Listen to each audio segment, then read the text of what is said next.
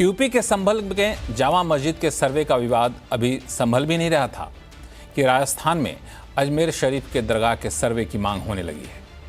हिंदू सेना की तरफ से निचली अदालत में एक याचिका दायर की गई जिसमें दरगाह की जगह शिव मंदिर होने का दावा किया गया और इसके सर्वे की मांग की गई। निचली अदालत ने हिंदू पक्ष की याचिका को स्वीकार कर लिया है और अब इससे जुड़े सभी पक्षों को नोटिस जारी करके जवाब मांगा है। इस मामले की अगली सुनवाई 20 दिसंबर को होगी। इससे पहले वाराणसी में ज्ञानवापी मस्जिद परिसर का सर्वे ही हो चुका है। देश भर में अब तक करीब 15 मस्जिद और दरगाह की जगह मंदिर होने के दावे किए जा रहे हैं और इससे जुड़े हुए मामले अलग अलग अदालतों में लंबित हैं। दरअसल राम मंदिर पर सुप्रीम कोर्ट के फैसले के बाद अब एक एक करके मामले कोर्ट में पहुंच रहे हैं। सवाल यह है कि आखिर हम कब तक मस्जिदों में मंदिर खोजते रहेंगे? क्या इससे सामाजिक सौहार्द आने वाले दिनों में और बिगड़ने का डर नहीं है? क्या इसका कोई स्थायी कानूनी हल नहीं निकाल लेना चाहिए? आज आवाज अड्डा में करेंगे इसी पर चर्चा। नमस्कार, मैं हूं लक्ष्मण राय और हमारे साथ जुड़े हैं कई सारे खास मेहमान। इससे पहले देखिए एक खास रिपोर्ट।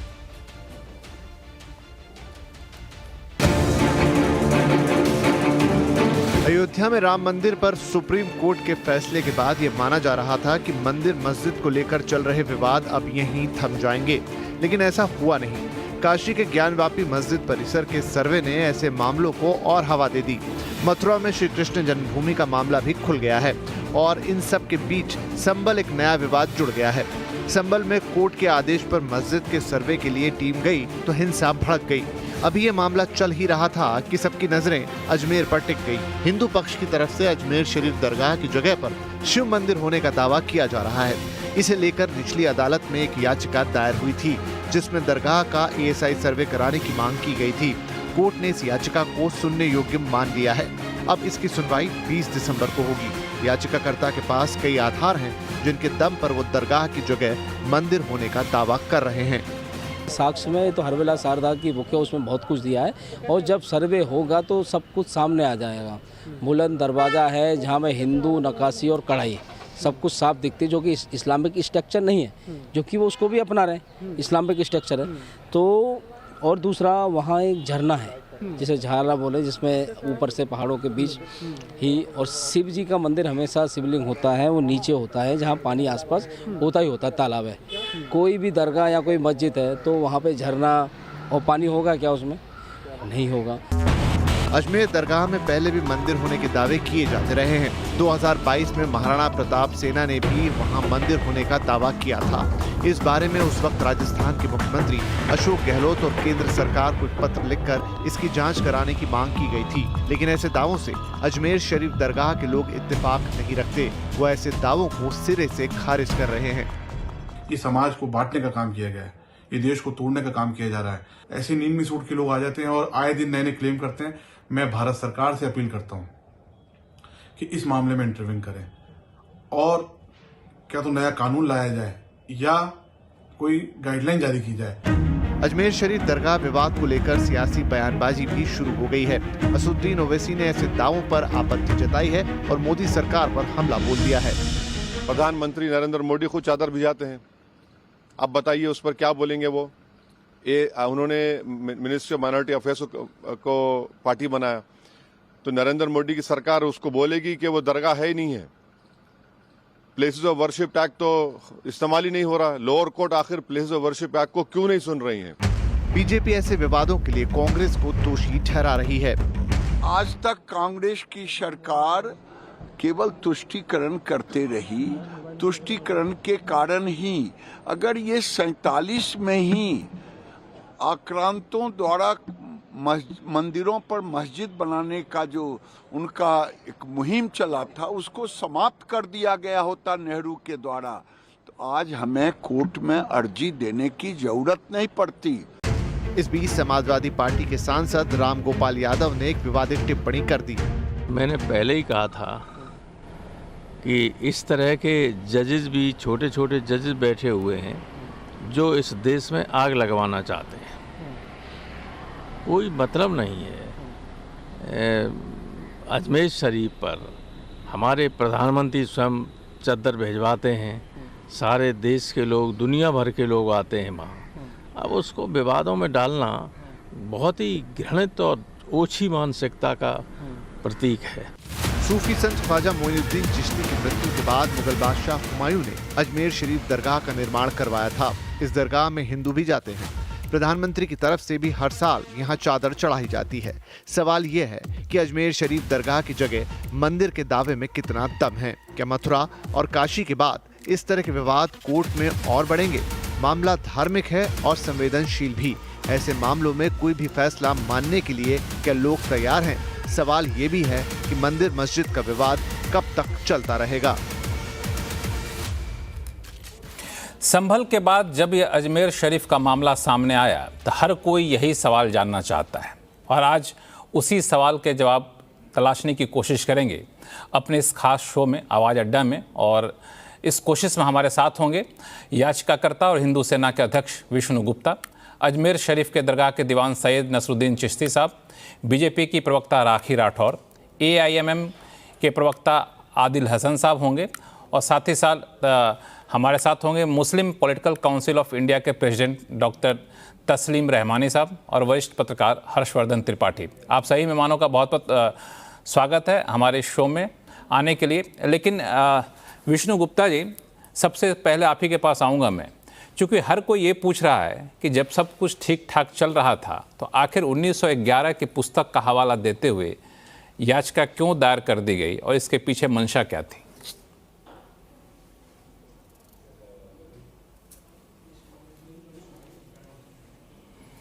विष्णु गुप्ता जी, मेरी आवाज़ आ रही है आपको? विष्णु गुप्ता जी, मेरी आवाज़ आ रही है आपको?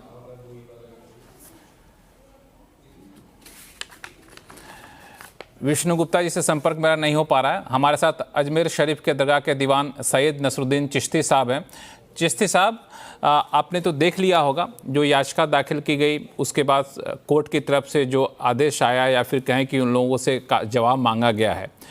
इस याचिका में जिस बात को आधार बनाया गया है उससे आप कितने सहमत दिखते हैं? और आप वहाँ पे चूंकि रहते हैं तो इस तरह कोई प्रमाण आसपास दिखता है क्या? देखिए, पहले तो मैं आपको स्पष्ट कर दूं, मैं अजमेर दरगाह के जो दीवान साहब कहा जाता है, अजमेर दरगाह के जो आध्यात्मिक प्रमुख हैं, मैं उनका उत्तराधिकारी हूं, मैं दीवान नहीं हूं। उनका सुपुत्र भी हूं, उनका उत्तराधिकारी भी हूं, सैयद नसरुद्दीन चिश्ती, और ख्वाजा साहब का एक वंशज हूं। देखिए, जो वाद न्यायालय में प्रस्तुत किया गया है, वाद प्रस्तुत करने का सबको अधिकार है। सिविल प्रक्रिया संहिता के तहत सिविल वाद प्रस्तुत किया गया है और उसपे न्यायालय ने उसको उचित समझा सुनवाई के लिए, तो उसको निहित किया गया है। सुनवाई के लिए एक पर्टिकुलर तारीख दी गई है, 20 तारीख, और संबंधित जो पार्टी जिनको बनाया गया है उनको उसमें बुलाया गया है नोटिस दे करके अपना पक्ष रखने के लिए। इसमें अभी हमारे जो यहाँ के सज्जादा नशीं spiritual head of the shrine, उनको सज्जादा पार्टी नहीं बनाया है, ना किसी गरीब नवाज की औलाद में किसी को पार्टी बनाया है। इसमें देखिए, ये जो एक परिपाटी नया एक तरीकेकार चला आ गया ना कि आए दिन नए आदमी खड़े हो रहे हैं, कभी किसी मस्जिद पे उंगली उठा रहे हैं कि यहाँ मंदिर था, कभी किसी दरगाह पे उंगली उठा रहे हैं कि यहाँ मंदिर था। ये हमारे समाज के लिए सही नहीं है, हमारे देश के लिए सही नहीं है। हमारे समाज में इस प्रकार की हरकतों से धार्मिक कटुता बढ़ेगी, एक दूसरे के प्रति अविश्वास की भावना ज्यादा बढ़ेगी। तो जहां तक अजमेर दरगाह का सवाल है, ये किताब को पर बेस होकर के आए हैं। अरविला शारदा जी की 1910-12 में किताब लिखी हुई है और मैं उसके बदले में, क्योंकि मैं अपनी बात पूरी कर दूं, मुझे मौका दीजिए कि मुझे दरगाह भी जाना है, मुझे ज्यादा टाइम नहीं रहेगा मेरे पास। तो ये 1910 का किताब कोट कर रहे हैं, जो इतिहासकार नहीं थे, उन्होंने अपनी बात कही है। उसमें अपने इतिहासकार हमेशा अपनी बात कहता है तो उस बात के अंदर रेफरेंसेस देता है कि मैं फला जगह से किताब इस वर्ड को उठा के लाया हूं, इस वाक्य को उठा के लाया हूं। ये गरीब नवाज की जो तारीख है वो 850 साल की है। 1236 में आपका विशाल हुआ। 1236 में जब आपके विशाल के बाद में इन 800 सालों के अंदर कई प्रकार के राजा, हिंदू राजा, राजपूत राजा, मराठा, मुगल, तमाम अंग्रेजी हुकूमत के रॉयल फैमिली के लोग, ये सब ने अपने अपने प्रकार से इस बारगाह में अपनी अपनी आस्था का नजराना पेश किया है, हाजिरी दी है और इस दरबार से जुड़े रहे हैं। हमारे अजमेर में जो गरीब नवाज का मज़ार है, चारों तरफ जो चांदी का कटहरा बना हुआ है, वो जयपुर महाराज का चढ़ाया हुआ है। 42,961 तोला चांदी है। तो उन लोगों ने आज तक कभी ऐसा ऐतराज नहीं किया। अब ये बात करते हैं तारीखी इतिहास की, किताबों की, तो किताबों में सबसे पहले इंसाइक्लोपीडिया ऑफ ब्रिटानिका 1716 की किताब है, उसमें अजमेर दरगाह का जिक्र है, कहीं इसका हवाला नहीं है। 1829 के अंदर मिस्टर कवेंडस थे, मेरे चीफ कमिश्नर अजमेर मेरवाड़ा था, उन्होंने पूरी थोरल हिस्ट्री लिखी है अजमेर दरगाह की, कहीं जिक्र नहीं है इस प्रकार का उसके बाद में जो कर्नल जेम्स टॉड थे, जिन्होंने एक टॉट्स ऑफ राजस्थान एक किताब लिखी थी, अजमेर दरगाह का पूरा उन्होंने लिखा है, कहीं ऐसा जिक्र नहीं है।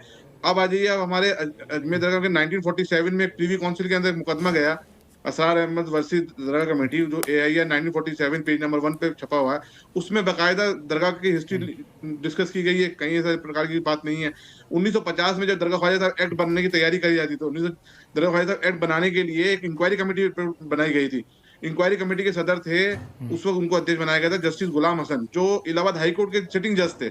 उन्होंने बाकायदा इंक्वायरी करी, थोरोली इंक्वायरी करी दरगाह के बारे में, पूरे माल एडमिनिस्ट्रेशन की इंक्वायरी हुई। उसमें उन्होंने बाकायदा 1950 में जो पार्लियामेंट रिपोर्ट पेश की, उसमें हर बिल्डिंग का जिक्र है कि कब तामीर हुई, कौन सी बिल्डिंग कब बनी, दरगाह कब अस्तित्व में आई, कहीं इस प्रकार का जिक्र नहीं है।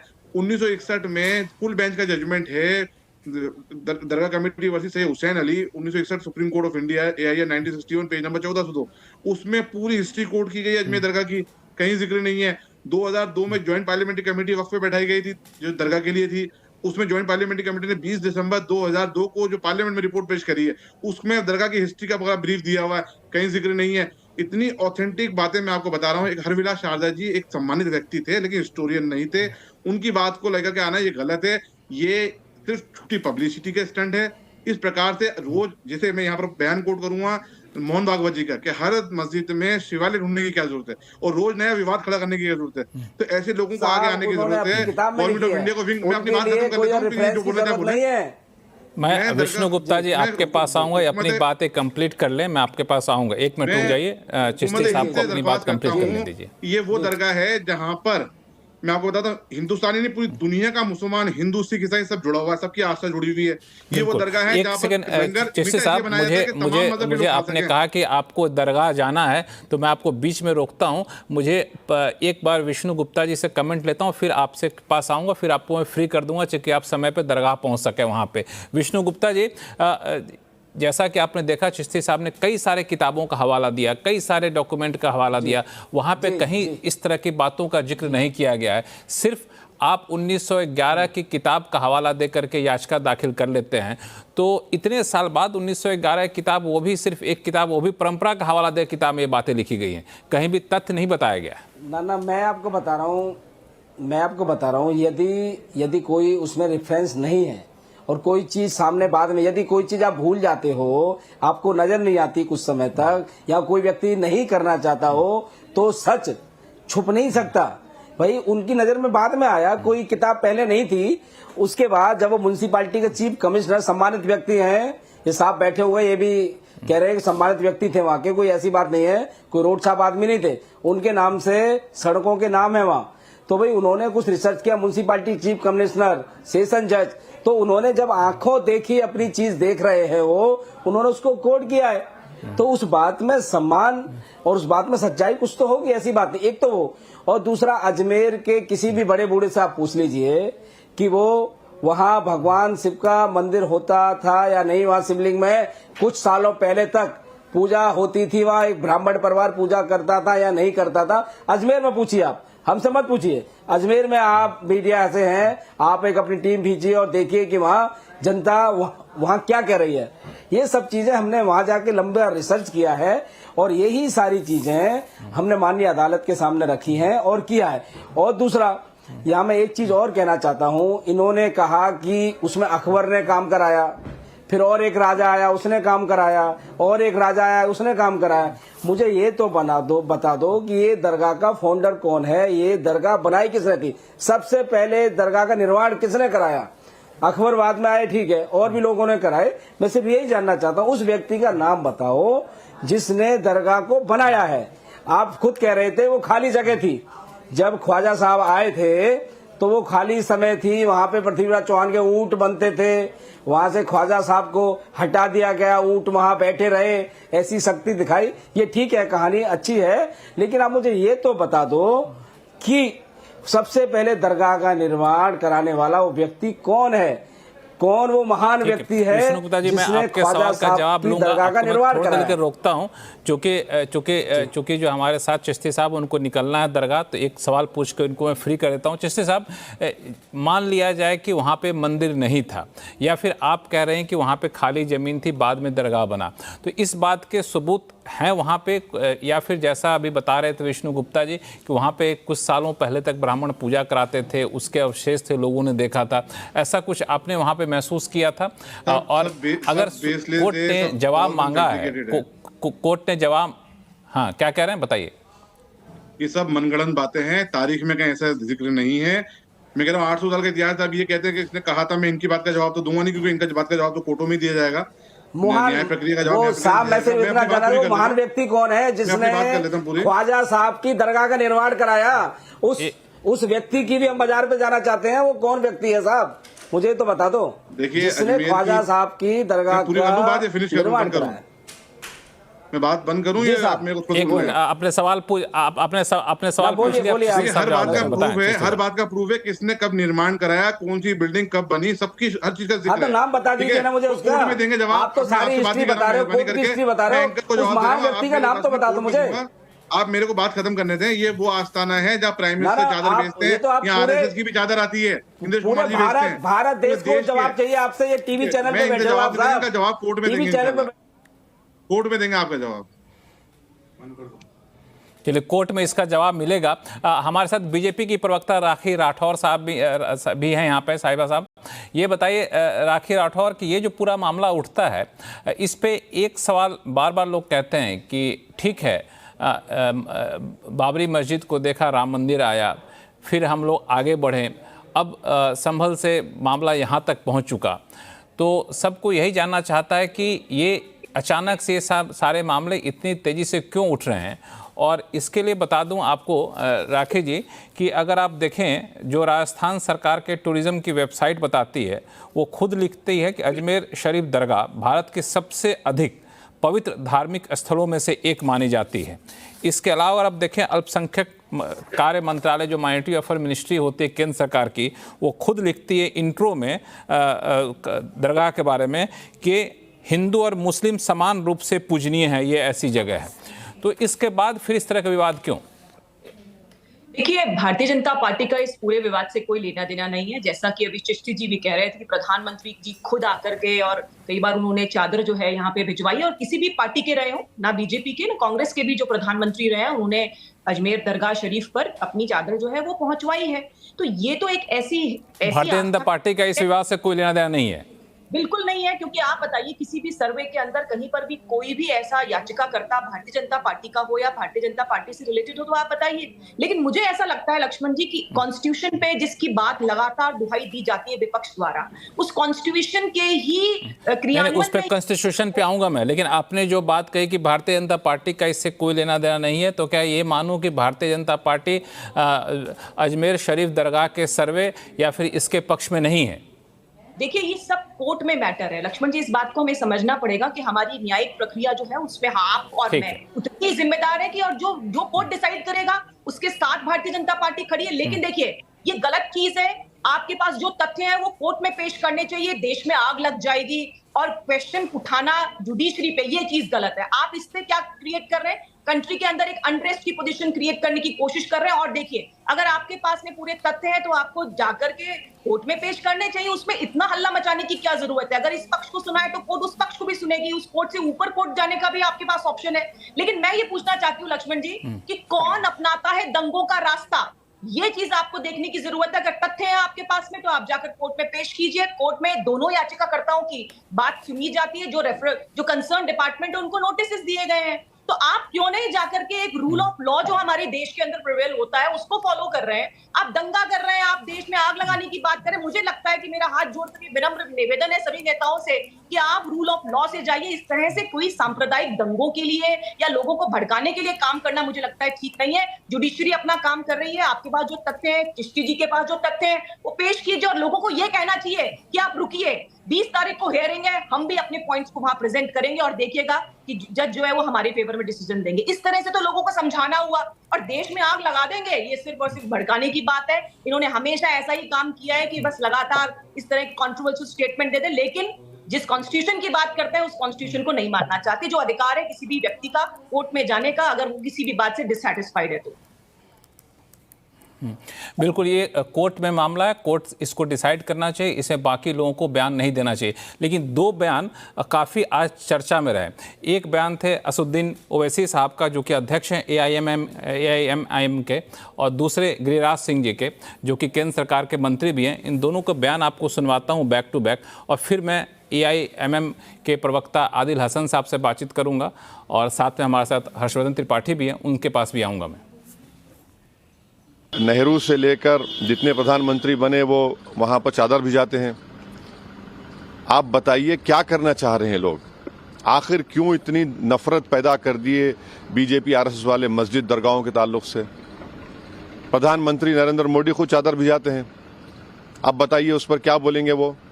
उन्होंने मिनिस्ट्री ऑफ माइनॉरिटी अफेयर्स को पार्टी बनाया, तो नरेंद्र मोदी की सरकार उसको बोलेगी कि वो दरगाह है ही नहीं है। प्लेसेस ऑफ वर्शिप एक्ट तो इस्तेमाल ही नहीं हो रहा। लोअर कोर्ट आखिर प्लेसेस ऑफ वर्शिप एक्ट को क्यों नहीं सुन रही है? जब आक्रांता आए थे मुगल तो हमारे मंदिरों को तोड़ा था। अब आप कहेंगे कि कितने मस्जिदों पर आप ये बोलेंगे, तो मैं कहूंगा कि अब आज तक कांग्रेस की सरकार केवल तुष्टीकरण करते रही। तुष्टीकरण के कारण ही अगर ये 47 में ही आक्रांतों द्वारा मंदिरों पर मस्जिद बनाने का जो उनका एक मुहिम चला था उसको समाप्त कर दिया गया होता नेहरू के द्वारा, तो आज हमें कोर्ट में अर्जी देने की जरूरत नहीं पड़ती। तो हमारे साथ इस मुद्दे पर प्रतिक्रिया लूंगा आदिल हसन साहब से और साथ ही साथ तस्लीम रहमानी से, लेकिन उससे पहले मैं हर्षवर्धन त्रिपाठी के पास जाऊंगा। हर्ष, आपने देखा दो लोगों के बयान हमने सुनवाए, उससे पहले दोनों पक्षकार वहां पे अपनी बात रख रहे थे। इसको महज एक अदालती मामला मान करके छोड़ देना चाहिए, या फिर जिस तरीके के बयान आ रहे थे कि इस पर अब राजनीति होगी, स्थायी समाधान शायद ढूंढने की कोशिश, ईमानदार कोशिश नहीं होगी? देखिए लक्ष्मण जी, मुझे लगता है कि इस पूरे मामले में जिस तरह से चर्चा हो रही है वो चर्चा ही ठीक नहीं है। एक तो ये कि क्या लोकतंत्र में किसी को अधिकार नहीं है कि कोई कहीं अदालत के सामने जाए? पहला मूल तो यही सवाल खड़ा करें। और दूसरा मूल सवाल है कि क्या इस देश में हर तरह के सौहार्द और सद्भाव का जिम्मा सिर्फ और सिर्फ हिंदुओं पर है? ये दो सवाल मैं इसलिए कर रहा हूं कि अभी आप लगातार इस पर बयान सुने। अभी जो चिश्ती साहब थे उन्होंने तो बहुत अच्छी बातें की, और मैं तो कहता हूं उसकी प्रशंसा की जानी चाहिए। उन्होंने कहा कि सबको अधिकार है, हमारा पक्ष है, हम रखेंगे। लेकिन मुझे ढेर सारे बयान ऐसे दिखे जिसमें उन्होंने कहा कि हमने बाबरी के समय खून का घूंट पी लिया, हम ज्ञानवापी और काशी में बर्दाश्त कर ले रहे हैं, लेकिन ये अब बर्दाश्त नहीं करेंगे। बाकायदा बड़े बड़े जलसे में ऐसी तकरीरें की जा रही हैं, कहा जा रहा है कि हम अगर सड़कों पर उतर जाएं तो क्या होगा।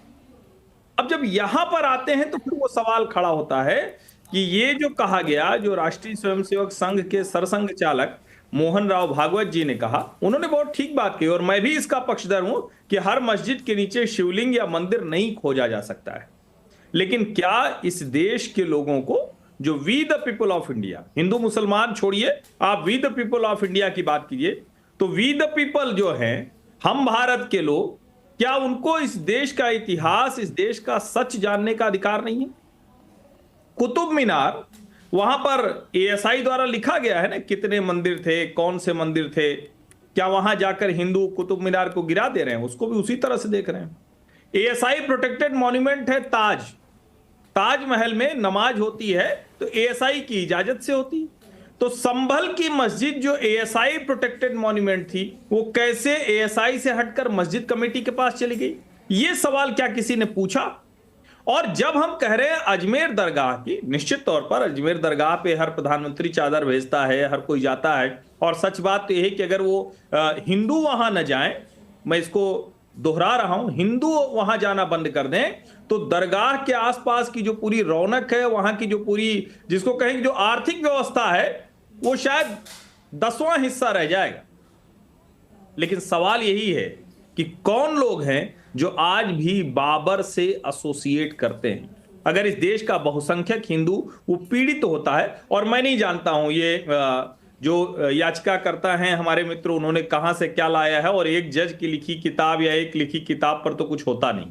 हमने राम मंदिर के मामले में देखा कि बरसों बरस चला, कितना लंबा मामला चला, सेशन कोर्ट से लेकर सुप्रीम कोर्ट तक हम गए, और ठीक है वो अदालत में निर्णय होगा। लेकिन मैं बस एक ही बात कह रहा हूं कि ये जिम्मा सिर्फ हिंदुओं का क्यों होना चाहिए? क्या मुसलमानों की तरफ से आज भी कहा जा रहा है ये जिम्मा सिर्फ हिंदुओं का क्यों होना चाहिए? बहुत ही महत्वपूर्ण मुद्दा आपने उठाया, इस पे मैं रिएक्शन लूंगा, लेकिन मैं 1 मिनट के लिए जाऊंगा AIMIM के प्रवक्ता आदिल हसन साहब के पास। आदिल साहब, जैसा कि आपने देखा, हर्ष ने कहा भी आपको, 2 बातें इन्होंने काफ़ी महत्वपूर्ण कही कि क्या किसी को अदालत में जाने का हक भी नहीं है?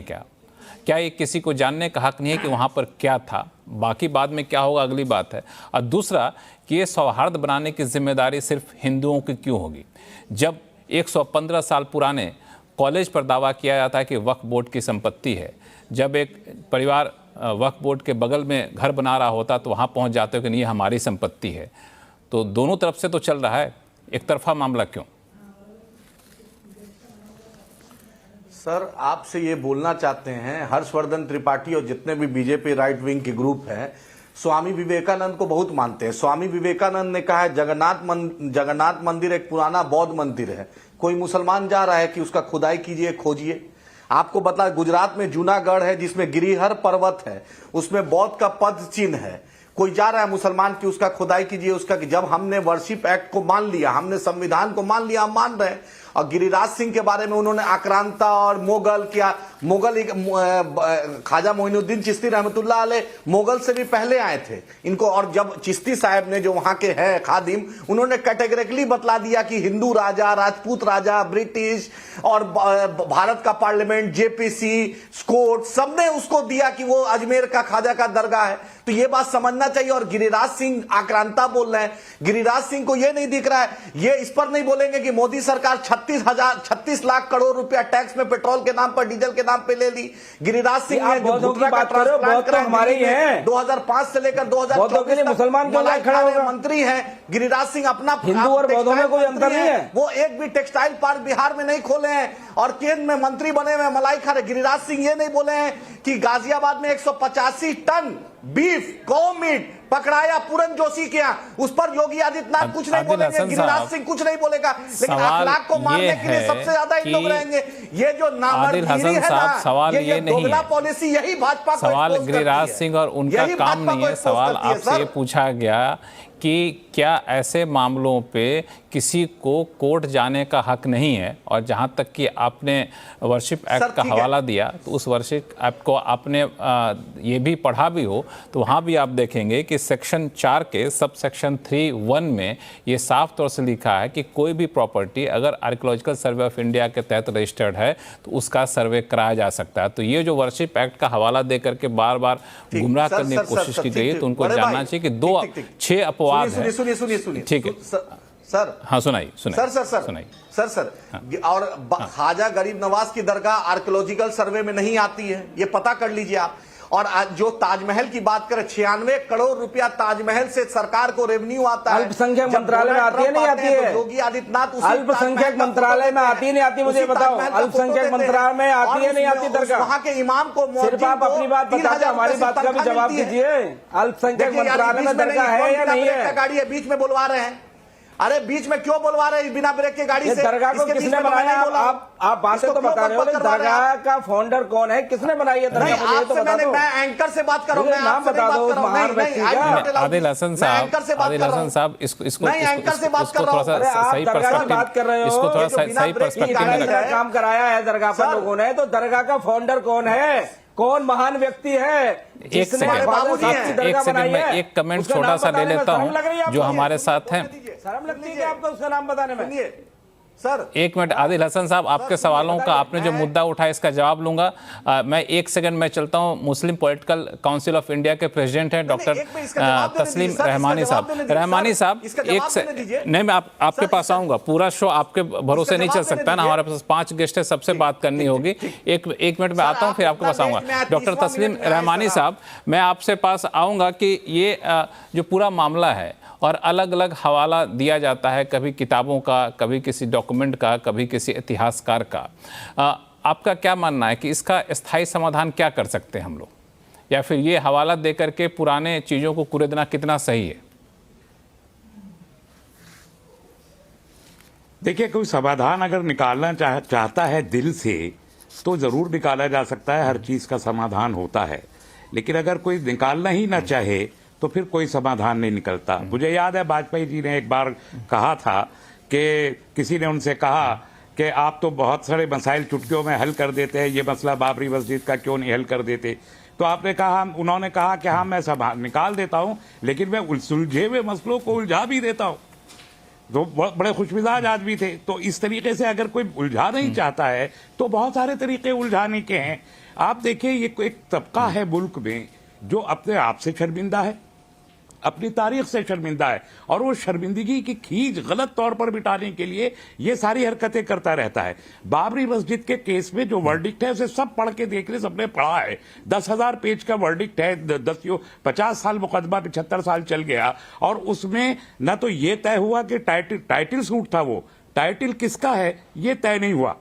ये भी तय नहीं हुआ कि रामचंद्र जी का जन्म स्थल वो है या नहीं है। दोनों चीजें तय नहीं हुई जो कोर्ट को तय करनी थी, और फैसला आ गया और मस्जिद को शहीद करके और वहां मंदिर बना दिया गया। भारतीय जनता पार्टी की हमारी बहुत ही मोहतरम तर्जुमान यहां तशरीफ रखती हैं। आपने फरमाया कि हल्ला गुल्ला करने की क्या जरूरत है और कोर्ट में जाना चाहिए। मुझे बहुत आज इत्मीनान हुआ कि आज इनको ये बात मालूम हो गई कि मसाइल को कोर्ट में हल करना चाहिए। 6 दिसंबर 1992 को ये बात इन लोगों को याद नहीं थी, जब एडवाणी जी, उमा भारती जी, विनय कटियार जी, खुद वाजपेयी जी वहां मौजूद थे और उकसा रहे थे लोगों को बाबरी मस्जिद को शहीद करने में, जबकि मामला कोर्ट में मौजूद था।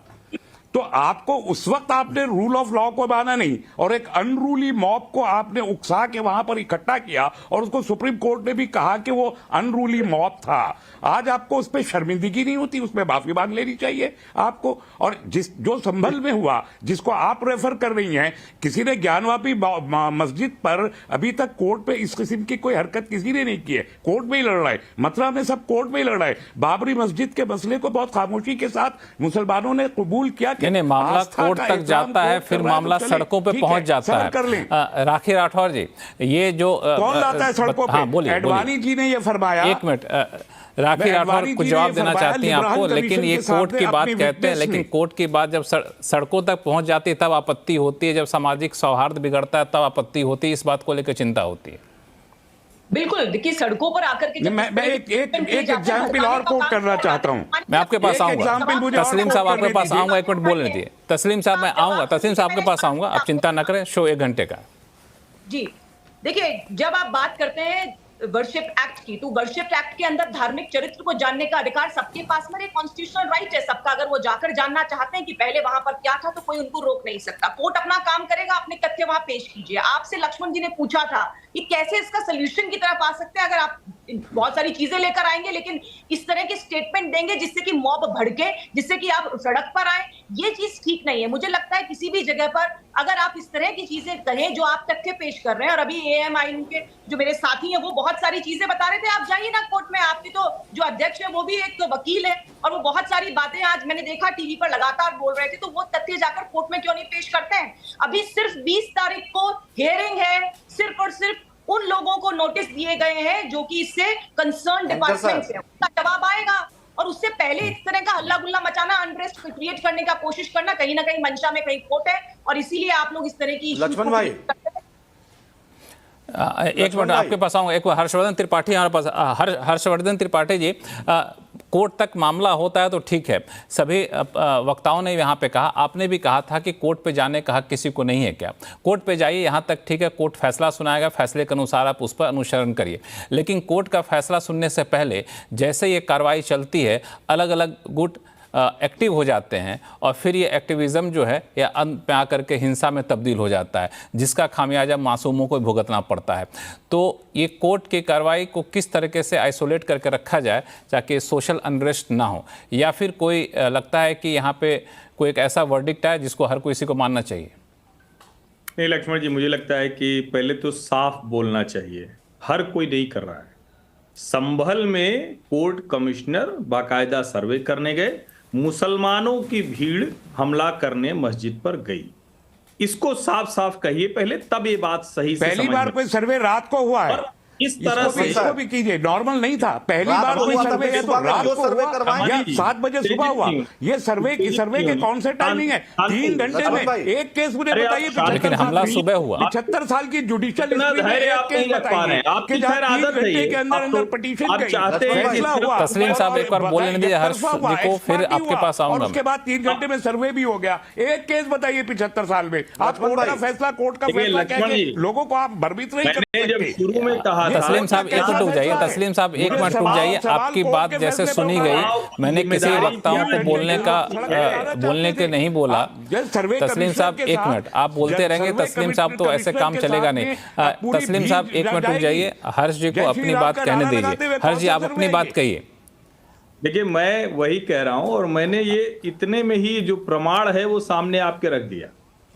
जो दोनों सवाल मैंने पूछे उसका जवाब न तो AIMIM के प्रवक्ता ने दिया, न तो मुस्लिम पॉलिटिकल काउंसिल की तरफ से आज रहमानी साहब बैठे हैं। हालांकि ये तो कई अलग अलग मंचों से बैठते रहे हैं, बड़ा इनकी वजह से बहुत विवाद वगैरह भी होता रहा है, तो आज ये इस मंच पे बैठे हुए हैं। लेकिन सवाल वजह से कोई विवाद नहीं हुआ है। विवाद उन्हीं की वजह से हुआ जिनको आप कह रहे हैं कि क्या एक ही तरफ से होगा। मेरी वजह से नहीं हुआ विवाद, आप जैसे लोग विवाद पैदा करते हैं। कोर्ट के फैसले के सामने पत्थर लेकर कौन खड़ा था? हम नहीं खड़े थे। कोई हिंदू पक्ष पत्थर लेकर थे। हम खड़े होते तो बाबरी मस्जिद के वक्त में खड़े होते। वहां पर सर्वे सुबह हुआ, इनको सामान्य जानकारी नहीं, शाम हो गई थी, इसीलिए पहली बार का सर्वे रुका। दूसरी बार सर्वे सुबह हुआ जिसमें जो जफर अली मस्जिद, दोनों जानकारियां मेरी सही है। एक शाम को 7 बजे के बाद, एक सुबह को 7 बजे के बाद। जब आप झूठ ही बोल रहे हैं तो फिर आप कैसे किसी मामले में न्याय की तरफ पहुंच सकते हैं? अरे हर्षवर्धन जी, आपसे तो क्या झूठ बोलते हैं, आप तो ट्विटर पर भी फेक करते हैं। आप क्या ये झूठ है कि 3 घंटे के अंदर अंदर तारीख में पहली बार एक सर्वे हो गया? क्या ये झूठ है कि 3 घंटे के अंदर अंदर सारी प्रक्रिया हो गई, एक्स पार्टी हो गई? क्या ये झूठ है? साबित कीजिए। आप तो जर्नलिस्ट है, नहीं आपको कोई जानकारी नहीं है। आप झूठ फैला रहे, और RSS और बीजेपी के लोगों की आदत है झूठ बोलने की। आप बताइए, पहले सर्वे में दिया है, आफ्टरनून में एक एक करके बोलेंगे तभी तो आप लोग एक दूसरे की बात सुन पाएंगे और फिर उनके सवालों, उनकी बातों का जवाब दे पाएंगे। सभी लोग एक साथ बोलेंगे तो आप या तो जानबूझ के सामने वाले को बोलने नहीं देना चाहते हैं। अगर आप सामने वाले को बोलने पर आपत्ति है तो उनको बोलने दीजिए, फिर आपके पास आऊँगा, आप जवाब दीजिएगा। बीच में टोका टोकी करके फिर आप क्यों इसको पूरे डिबेट को पटरी से उतार रहे हैं? हर जी 30 सेकंड देता हूँ, अपनी बात रख लीजिए। फिर मैं आदिल हसन साहब हैं हमारे साथ, भाजपा की प्रवक्ता भी, उनके पास भी आऊँगा। हर जी अपनी बात कंप्लीट कर लीजिए, फिर मैं बाकी लोगों के पास जाऊँगा। मैं सिर्फ यही कह रहा हूं लक्ष्मण जी, जो लोग राम कृष्ण शिव की भूमि को मानने को तैयार नहीं हैं, वो प्लेसेज ऑफ वर्शिप एक्ट की बात करते हैं, तो ये ईमानदारी की बात नहीं है, नंबर 1। नंबर 2, ये कहना कि इससे सांप्रदायिक सौहार्द बिगड़ रहा है। क्यों ऐसा होगा कि सांप्रदायिक सौहार्द बिगड़ेगा? क्या कुतुब मीनार के खिलाफ किसी ने कुछ गलत किया? जबकि वहां तो SI ने लिख रखा है ना कि कौन सा हिंदू मंदिर था, कौन सी गणेश जी की प्रतिमा थी, कौन सा प्रतिमा मिला था। तो क्या उसको इन्होंने स्वीकार किया? क्या इसको कोई अलग से कह रहा है? फिर किसी जगह पर किसी अगर पक्ष को विवाद है तो वो अदालत भी ना जाए। कमाल कर रहे हैं आप, ये कैसे हो सकता है? आप वहां जाएंगे, आप वहां पक्ष तय होगा, जो भी सही होगा वो होगा। और मैं बिल्कुल इसके पक्ष में नहीं हूं कि हिंदू पक्ष जाए और हर मस्जिद के नीचे शिवालय या मंदिर खोजें, लेकिन किसी को भी अपनी भावना लेकर कोर्ट जाने का अधिकार है। लोकतंत्र हमें यही सिखाता है। बिल्कुल ठीक है। आदिल हसन साहब बहुत समय से आप उंगली उठा रहे हैं, बताइए क्या करना चाहते हैं। आदिल हसन साहब संक्षिप्त में रखिएगा, आप टू पॉइंटेड बात करिएगा, इधर उधर भटकाएगा डिबेट को। हर्षवर्धन साहब जो कह रहे हैं, मैं तो बोल रहा हूं कि क्या कहते हैं, जो स्वामी विवेकानंद को मानते हैं कि नहीं, ये जगन्नाथ मंदिर के बारे में स्वामी विवेकानंद जी ने क्या कहा, हम लोग जा रहे हैं, बोल रहे हैं कि उसका कुछ कीजिए। जाके गुजरात में जो हुआ है गिरिहार पर्वत के बारे में क्या कहा गया है, खुद विष्णु शंकर जैन जो पिटिशनर उसने कहा। और अब बताइए कौन ओथ कमिश्नर भारत के संविधान में, देखिए भारत के संविधान में कौन एक नारा लगा के जाता है, कौन नारा लगा के जाता है। और एसपीडीएम का क्या काम है, एसपीडीएम का दोनों समुदाय को कॉन्फिडेंस में लेके काम करना है। और आज सुप्रीम कोर्ट में ऑनरेबल जस्टिस सूर्यकांत ने क्या कहा कि यूपी पुलिस सत्ता का आनंद ले रही है, किसने कहा। और इतना बीफ पर बोलते हैं, 185 टन बीफ पकड़ाया, यही गाजियाबाद उत्तर प्रदेश में हर्षवर्धन जी के मुंह में दही जमा हुआ है, भाजपा कुछ बोलेगी नहीं। पूरन जोशी पकड़ाए हैं, अखलाक पकड़ाए तो जान से मार दिया, पूरन जोशी को कुछ नहीं कहिएगा। सबसे बड़ा बीफ एक्सपोर्टर जैन समुदाय से, ब्राह्मण समुदाय से, हर्षवर्धन कुछ नहीं बोलेंगे क्योंकि 20,000 करोड़ का टैक्स आता है इनके पास। हर जगह मुसलमानी को दबाइएगा, मुसलमान संविधान को मानता, आरएसएस पे बैन किया था संविधान को नहीं मानने के लिए, तिरंगा को नहीं मानने के लिए, मुसलमान को बैन नहीं किया था। मुसलमानों को पूछिए स्वामी विवेकानंद की बात पर मानेंगे कि नहीं हर्षवर्धन जी। आप लक्ष्मण जी आप फिर देखिए, बिल्कुल आपके सवालों का जवाब दे रहे हैं हर्ष। और सुनिए और एक चीज बस लक्ष्मण जी 5 सेकंड, लक्ष्मण जी अब जवाब देने दीजिए, अब जवाब देने दीजिए, अब लक्ष्मण जी जवाब बस एक चीज लक्ष्मण जी 10 सेकंड, एक मिनट शांत रहिए। हर्ष की बात को ऑनर ले जाइए। 10 सेकंड लक्ष्मण जी का जवाब इनके पास नहीं, तर्क नहीं दे सकते, ये कुतर्क के पहाड़ पर बैठे हुए हैं। ये कहां से क्या क्या लेकर आए। अरे भाई जो भी पकड़ा गया उसको जेल में डालेगी सरकार, जो भी गलत कर रहा है चाहे वो जिस जाति धर्म का हो, इसमें हमें कहां एतराज है। लेकिन इनको वही बात करनी है। और अगर वहां बौद्ध जैन जो भी हैं उनका कहना होगा तो बौद्ध जैन हिंदू धर्म के ही हैं, वो जाके अपना करेंगे, उसमें कोई मुसलमान जाके क्यों करेगा। भाई ये कह रहे हैं कि हम वहां नहीं जा रहे हैं, आप कौन है उसमें जाने वाले। यही मुश्किल है, जो मूल बात है उसको छोड़ के हिंदू समाज में विभाजन की कोशिश ये करते हैं। असली संकट यही है। बिल्कुल, यहाँ पे हमारे साथ विष्णु गुप्ता जी भी हैं और भाजपा के प्रवक्ता भी हैं। आप दोनों के पास आऊँगा, लेकिन वक्त है छोटे से ब्रेक का। ब्रेक के बाद इस पर चर्चा जारी रहेगी, कहीं जाइएगा नहीं। कब तक मस्जिदों में मंदिर खोजे जाएंगे और क्या ये जिम्मेदारी सिर्फ हिंदुओं की होती है कि इस खोज को बंद कर दे, या फिर दूसरे पक्ष की भी होती है। अलग अलग प्रवक्ता हमारे साथ जुड़े हुए हैं। अब चलूँगा मैं राखी राठौड़ जी के पास, जो कि बीजेपी की प्रवक्ता हैं। राखी, एक सवाल बहुत ही जेन्युइन सवाल है और बहुत ही मासूम सवाल है कि कोई भी कोर्ट में जाता है तो जाहिर तौर पे उसके पास कानूनी अधिकार होता है या फिर कानूनी रास्ते खुले होते हैं। इसीलिए कोर्ट में जाकर के इस तरह के मामले आते हैं कि आप हमें सर्वे का अधिकार दे दीजिए, हमें जानने का अधिकार दे दीजिए। और जब मामला कोर्ट तक पहुंचता है तो आप भी इस बात से सहमत है कि कोर्ट तक मामला रहता नहीं है, वो सड़कों पर उतर जाता है, जो कई बार सांप्रदायिक हिंसा में तब्दील होता है। तो क्यों नहीं सरकार कुछ ऐसी व्यवस्था करती है कि ये जो पूरा मामला है इसको एक फुल स्टॉप हो जाए कि ये स्थिति है। ऐसा नहीं कि ऐसा कोशिश नहीं की गई। सुप्रीम कोर्ट की तरफ से मैं देख रहा था कि एक याचिका दायर की गई थी, उस पर सुप्रीम कोर्ट ने करीब 10 बार सरकार से जवाब मांगा, लेकिन सरकार ने इस पर कोई जवाब नहीं दिया और अभी तक मामला पेंडिंग ही है। वो था आपको कि जिस वर्शिप एक्ट का हवाला दिया जा रहा है उसकी संवैधानिक वैधता के ऊपर था, और क्या इसके जरिए सर्वे किया जा सकता है कि नहीं, इस तरह कई सारे सवाल उठे थे। तो जानबूझ के ऐसे मामलों को ओपन छोड़ा जाता है?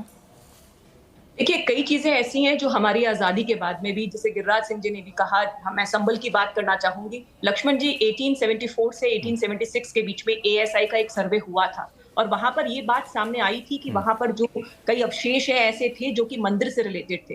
क्यों ना ऐसा किया गया कि 1947 में जब हमारा देश आजाद हुआ उसके बाद इस तरह के मसले सॉल्व किए जाते। कांग्रेस की सरकार रही, उन्होंने तुष्टीकरण, एक समुदाय को खुश करने के लिए लगातार इन चीजों को आगे लिंगर ऑन किया और उस समय उसका सोल्यूशन नहीं किया। मैं ये कहना चाहती हूँ कि जो चीज तथ्य पे आ चुकी थी वो 47 में आकर के, संभल जैसी जगह जो धार्मिक आस्था के रूप में एक विशेष पहचान बनाती है, वहां पर जब इस तरह के डिसीजंस नहीं हुए तो समस्याएं आई। मैं खुद इस बात को मानते हैं, इस बात को कि कहीं पर भी जब कोर्ट में केसेस चल रहे हैं तो सड़क पर ये इश्यूज नहीं होने चाहिए। लेकिन मैं फिर वही कहूंगी कि सड़क के ऊपर वही आता है जिसके पास में वाजिब तथ्य नहीं होते, वाजिब एविडेंसेस नहीं होते जो कोर्ट में पेश कर सके, और इसीलिए लगातार जो है वो प्रॉब्लम आ रही है। अभी मेरे जो साथी, आपने पूरी डिबेट में देखा कैसे इन्होंने लगातार बीच में बोलने का प्रयास किया। जब आपके पास कोई तथ्य नहीं होते उसी चीज को बार बार आप रिपीट करते हैं तो साफ ना बोलना चाहते हैं ना किसी और को बोलना देना चाहते हैं। जो तथ्य अभी मेरे ये आदिल हसन जी बोल रहे थे, आदिल हसन जी आपको किसने रोका है? अगर आपको लगता है कि कहीं पर कुछ ऐसी चीज है जो आपको जानने की जरूरत है, जहां पे जो ठीक नहीं हुई है, तो स्वामी विवेकानंद बोले हैं। लेकिन हाँ, जो भी किया है आप जाके हम फसाद नहीं चाहते हैं मैडम, मौका नहीं है आपको किसी से, लेकिन आप हम फसाद नहीं चाहते हैं, हम आपकी तरह नहीं है नफरती चिंटू।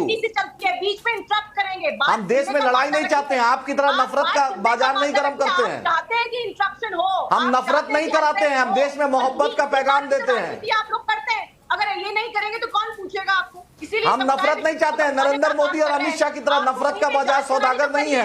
हर एक जने को इंटरप्ट करना, लक्ष्मण जी ये हम नफरत के सौदागर नहीं है, हम इंसानियत का, प्यार का पैगाम देने आए हैं। एक मिनट आदिल साहब, आपके पास आऊंगा, अपनी बात कंप्लीट करने दीजिए। राठौड़ नहीं है बीजेपी की तरह।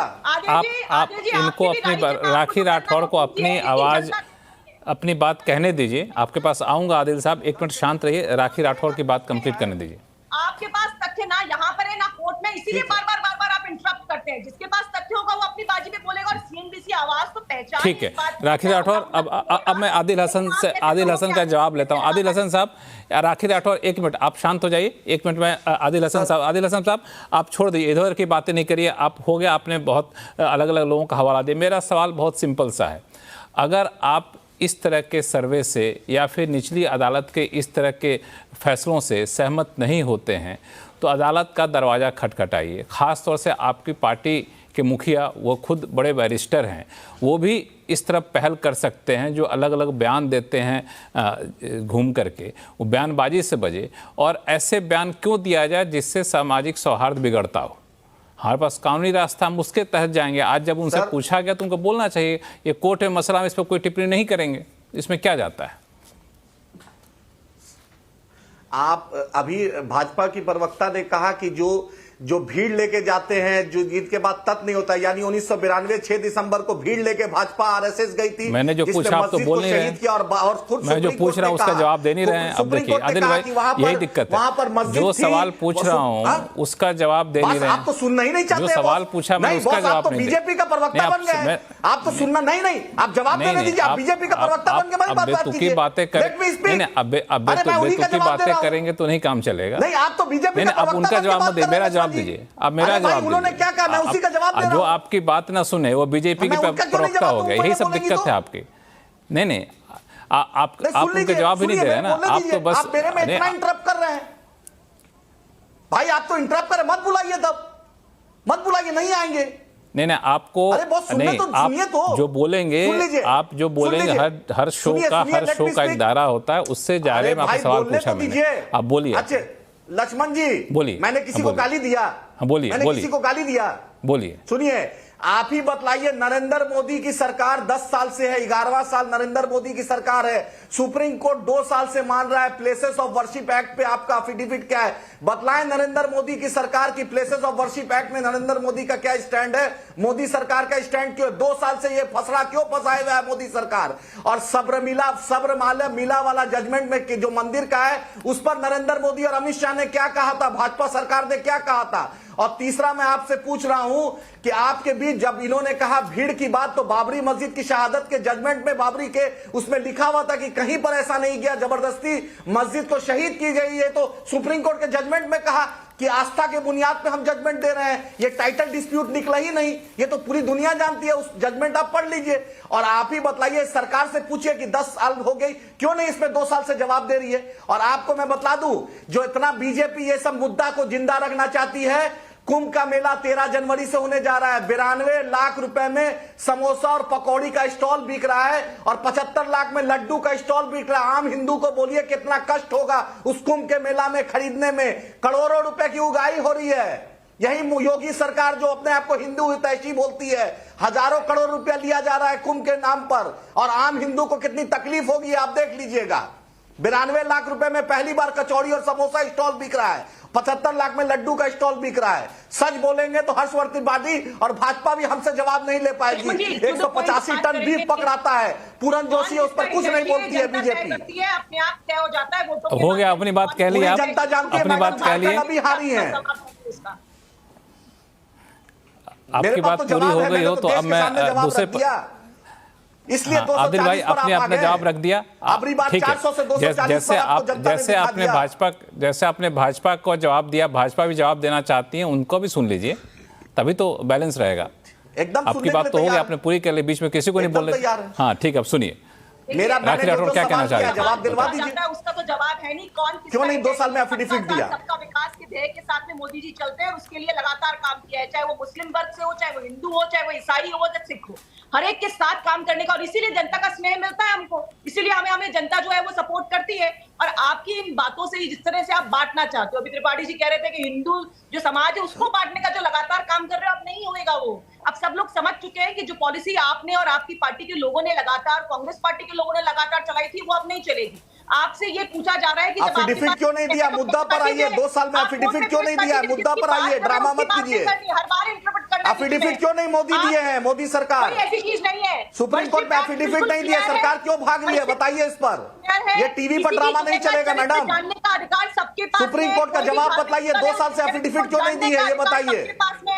पीछे क्या, अरे ड्रामा नहीं चलेगा ये। सुप्रीम कोर्ट का बताइए, जजमेंट क्यों नहीं एफिडेविट दिया है मोदी ने? सब कुछ काम जो हो रहा है वो जुडिशरी के अकॉर्डिंग। अरे मोदी को बोलिए कि एफिडेविट सुप्रीम कोर्ट में क्यों नहीं दिया है, पूछिए मोदी अमित शाह से। आपको न्यायिक व्यवस्था से प्रॉब्लम है, आपको हर चीज से प्रॉब्लम है। अरे कमीशन तो नरेंद्र मोदी से प्रॉब्लम है, क्योंकि उसने देश का बेड़ा गर्क कर दिया है। इसका सोल्यूशन होगा ही नहीं, क्योंकि आपको पूछिए ना, 2 साल से एफिडेविट क्यों नहीं दिया है?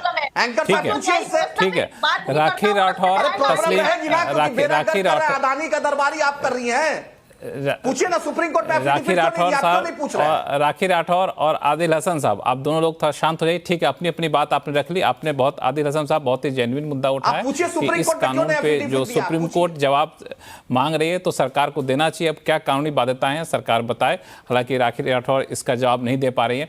लेकिन अब इस मामले को लेकर मैं तस्लीम रहमानी साहब के पास जाता हूँ, वो इस पूरे मामले के बहुत बड़े स्कॉलर हैं। तस्लीम साहब, मेरा 2 साल से नहीं दिया है, 2 साल से ड्रामा चल रहा है मोदी अमित शाह का।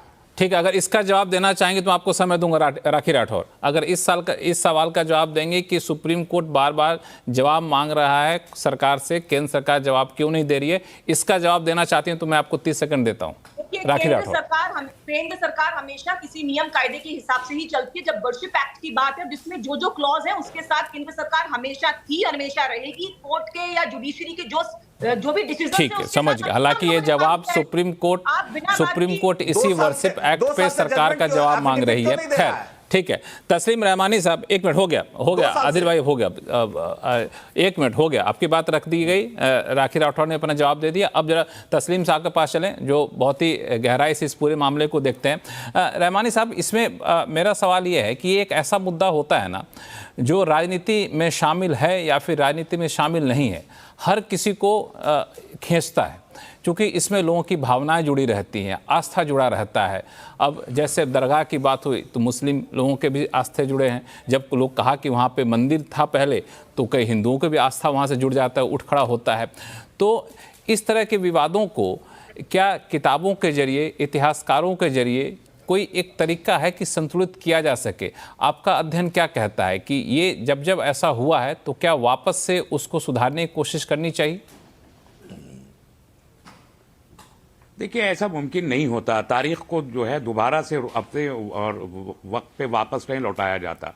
इसराइल में 4000 साल की तारीख को दोहराने की कोशिश की जा रही है, तो जो अंजाम है सारी दुनिया देख रही है। यही तर्क है इसराइल में कि ये ज्यूज स्टेट था, 2000 साल पहले ज्यूज को निकाला गया, वो क्या गया। दूसरी बात, यहाँ हमारे देश में ये सारा वो जो आरएसएस की आइडियोलॉजी है, कल्चरल हिस्ट्री, ये बाबरी मस्जिद का डेमोलिशन या ये जो नीचे जाके सर्वे करके खुदाई करना, ये सब, ये मस्जिदों की खुदाई नहीं हो रही है, ये देश की कल्चरल हिस्ट्री को खुरच के फेंक देने की एक साजिश हो रही है। और उसका रीजन यह है कि आपको मैं याद दिलाना चाहता हूं, 1989 में पालनपुर अधिवेशन में भारतीय जनता पार्टी का रेजोल्यूशन आया 6 पेज का रिजोल्यूशन, एक ही रिजोल्यूशन 6 पेज का, एडवाणी जी का वेल ड्राफ्टेड वो है, उसमें पूरा का पूरा रेफरेंस कल्चरल हिस्ट्री का है। उसके बाद लिब्राहन कमीशन के सामने अपनी विटनेस देते हुए, जब लिब्राहन कमीशन बाबरी मस्जिद में कॉन्स्पिरेसी के को रिपोर्ट कर रहा था, तो एडवाणी जी ने साफ कहा, मीडिया में रिपोर्ट हुआ कि हमारे पास कोई वोट कॉन्स्टिट्यूंसी है ही नहीं,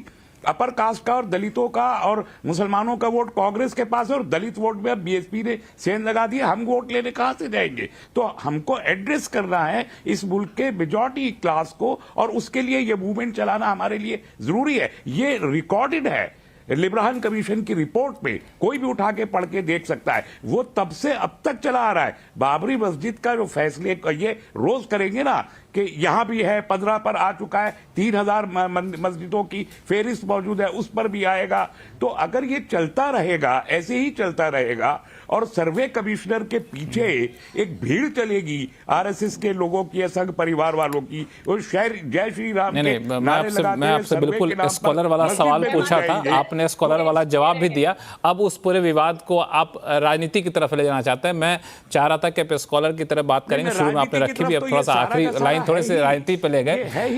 हाँ, नहीं, मैं इसको उसके दूसरे पहलू को देखना चाहता। राखी राठौर, राखी राठौर, मैं आपसे बहुत ही जेन्युइन सवाल पूछता हूं, जो बिल्कुल हर कोई जानना चाहता है कि हो सकता है कि कभी मंदिर रहा हो, किसी उसको तोड़कर कोई मस्जिद बना दिया गया हो।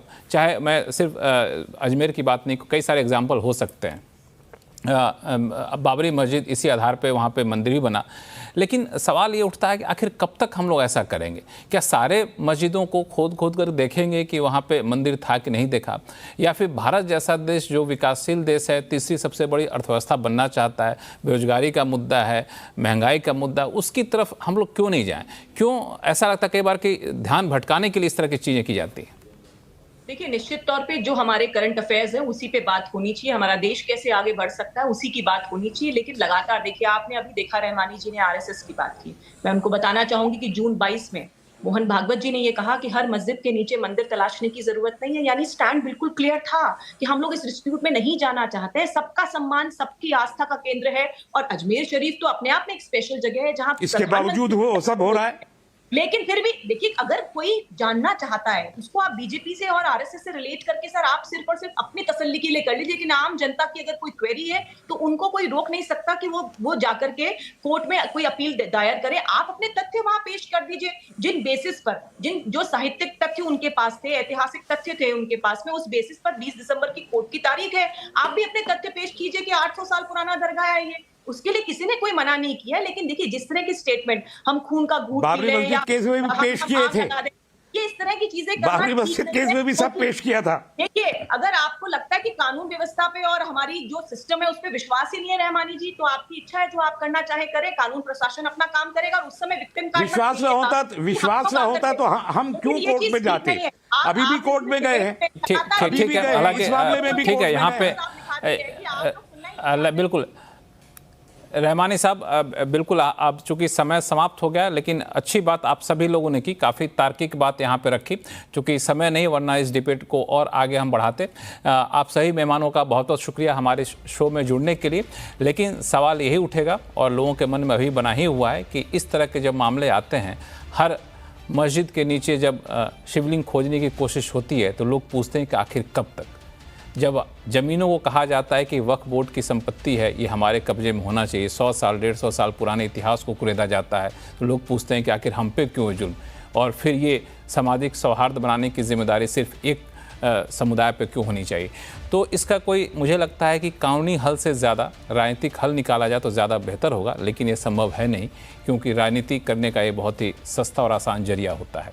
लेकिन इस पर सबको गंभीरता से विचार ज़रूर करना होगा। आवाज़ अड्डा में फिलहाल इतना ही। देखते रहिए सिंध से आवाज़। नमस्कार।